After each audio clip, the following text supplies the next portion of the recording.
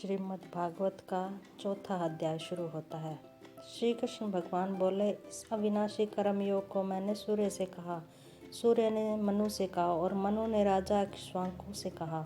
हे अर्जुन, इस परंपरा से प्राप्त यह योग सब राज ऋषियों ने जाना, परंतु अधिक समय व्यतीत होने से यह लुप्त हो गया। वही प्राचीन योग आज तुमको मैंने बताया है, क्योंकि तुम मेरे भक्त और मित्र हो। यह योग रहस्य अति उत्तम है। अर्जुन कहने लगे, आपका जन्म तो अभी हुआ है और सूर्य का जन्म बहुत पहले हुआ था। मैं कैसे मानूं कि आपने सूर्य को यह योग बताया था। श्री कृष्ण बोले, हे अर्जुन, मेरे और तुम्हारे अनेक जन्म हो चुके हैं, मुझे याद है और तुम भूल गए हो। जन्म से रहित अविनाशी संपूर्ण प्राणियों का स्वामी अपनी प्रकृति में स्थित हूँ, तथापि अपनी माया से जन्मता हूँ। हे भारत, जब जब धर्म की हानि होती है और अधर्म का प्राबल्य हो जाता है, तब तब ही मैं जन्म लेता हूँ। साधुओं की रक्षा, पापियों का नाश और धर्म की स्थापना करने के लिए प्रत्येक युग में जन्मता हूँ। जो मेरे इस अलौकिक जन्म और कर्म का तत्व जानता है, वह मृत्यु होने पर फिर जन्म नहीं लेता और मुझ में लीन हो जाता है। इस भांति मोह, भय और क्रोध को त्याग कर मुझ में भक्ति करके और मेरी शरणागति को बहुत से मनुष्य ज्ञान रूपी तप से पवित्र होकर मुझ में मिल गए हैं।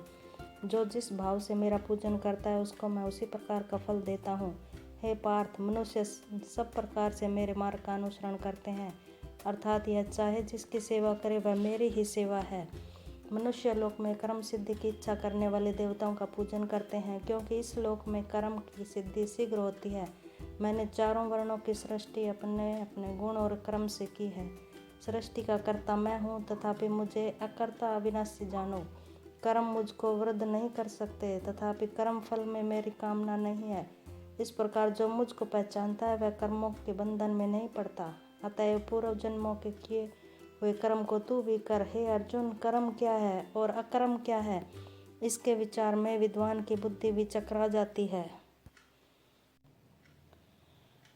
उसी कर्म का वर्णन मैं तुमसे करूंगा, जिसके जानने से संसार के बंधन छूटकर मोक्ष के भागी होंगे। कर्म, विकर्म और अकर्म तीनों का जानना आवश्यक है, क्योंकि कर्म की गति गंभीर है। हे अर्जुन, जो कर्म करने की कोई कामना नहीं रखता है और जिसके समस्त कर्म ज्ञान रूपी अग्नि से भस्म निर्मल हो गए हैं, उसको पंडित कहते हैं।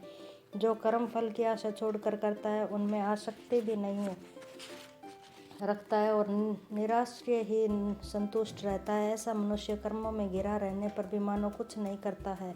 देवयोग से जो कुछ मिल जाए उसी पर संतुष्ट रहता है। जो हर्ष, शोक आदि द्वंद्वों से मुक्त है तथा किसी से ईर्ष्या नहीं करता, कर्म की सिद्धि या असिद्धि में भेद नहीं समझता, वह कर्म करता हुआ भी उसमें नहीं बंधता। जो फल की इच्छा नहीं रखता, वह वासना से दूर हो गया है। ज्ञान में जिसका मन अचल है, जो यज्ञ के कर्म करता है, वे सब कर्म लुप्त हो जाते हैं। हवन करने का पदार्थ भी ब्रह्म है, आहुति देने वाला भी ब्रह्म है। इस प्रकार जिसकी बुद्धि में सब कर्म ज्ञान में है, उसको ब्रह्म प्राप्त होता है। कोई कोई कर्मयोगी देवताओं की पूजा करते हैं और ज्ञान योगी ब्रह्म रूप अग्नि में यज्ञ रूप से हवन कर परमात्मा का भजन करते हैं। कोई ऐसे हैं जो अपनी इंद्रियों को तथा कर्मों को स्वयं रूप अग्नि में होम देते हैं, और कितने इंद्रिय रूप अग्नि में इंद्रियों के रूप शब्दादि विषयों को होम देते हैं। कितने ही लोग इंद्रियों के सब कर्मों को और प्राणों के कर्मों को आत्मज्ञान से प्रज्वलित संयम रूप अग्नि में होम देते हैं। कोई तो द्रव्य यज्ञ करते हैं, कोई तप यज्ञ, कोई योग यज्ञ, कोई स्वाध्याय और कोई ज्ञान रूपी यज्ञ करते हैं, और कोई प्राणायाम में तत्पर रहने वाले योगी प्राण और अपान वायु में प्राण को रोकते हैं और प्राण वायु में अपान वायु का लय करते हैं।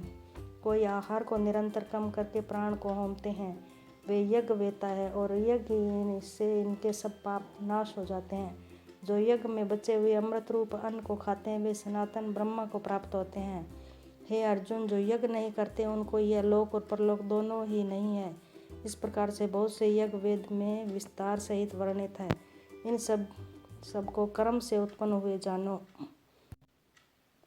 हे प्रथम, द्रव्य में यज्ञ से ज्ञान यज्ञ उत्तम है। हे पार्थ, फल सहित सब कर्म ज्ञान में समाप्त हो जाते हैं, सो उस ज्ञान यज्ञ तत्वदर्शी और ज्ञानी लोग तुमको उपदेश करेंगे। इसलिए तुम उनकी सेवा करना और उनको विनय पूर्वक प्रसन्न करके ज्ञान यज्ञ जानना। इस ज्ञान का लाभ प्राप्त करके तुमको ऐसा मोह फिर नहीं होगा। इसी ज्ञान से समस्त प्राणियों को तुम अपने में और मुझ में देखोगे। यदि सब प्राणियों से भी अधिक पाप करने वाले हो तो भी ज्ञान रूपी नौका से ही सब पाप रूपी समुद्र को पार कर जाओगे। हे अर्जुन, जिस प्रकार प्रज्वलित अग्नि लकड़ी को जलाकर भस्म कर देती है, वैसे ज्ञान रूपी अग्नि सब कर्मों को भस्म कर डालती है। इस लोक में ज्ञान से पवित्र और कुछ नहीं है। यह ब्रह्मा बहुत काल पर्यंत कर्म योग से सिद्ध हुए पुरुषों को अपने आप ही प्राप्त होता है। जो श्रद्धावान पुरुष इंद्रियों को जीतकर ब्रह्म ज्ञान में लगा रहता है, वह ज्ञान को प्राप्त करता है और ज्ञान को पाकर अल्प समय में शांति को पा जाता है। अज्ञानी, श्रद्धा रहित और जिनके मन में संदेह है, ऐसे जो पुरुष है वह नर्म और जाते हैं। जिनके मन में संदेह रहता है, उनको वह लोक परलोक और सब कुछ भी प्राप्त नहीं होता। जिसने परमेश्वराधन और निष्काम कर्म योग के आश्चर्य से कर्म बंधन त्याग दिए हैं, हे अर्जुन, उस आत्मज्ञानी पुरुष को कर्म नहीं बांधते। अतएव अज्ञान से उत्पन्न हुए चित्त के इस संशय को ज्ञान रूपी तलवार से काट कर मेरे बताए हुए कर्म योग को करने के लिए प्रस्तुत हो जाओ। श्रीमद् भागवत का 4था अध्याय समाप्त होता है।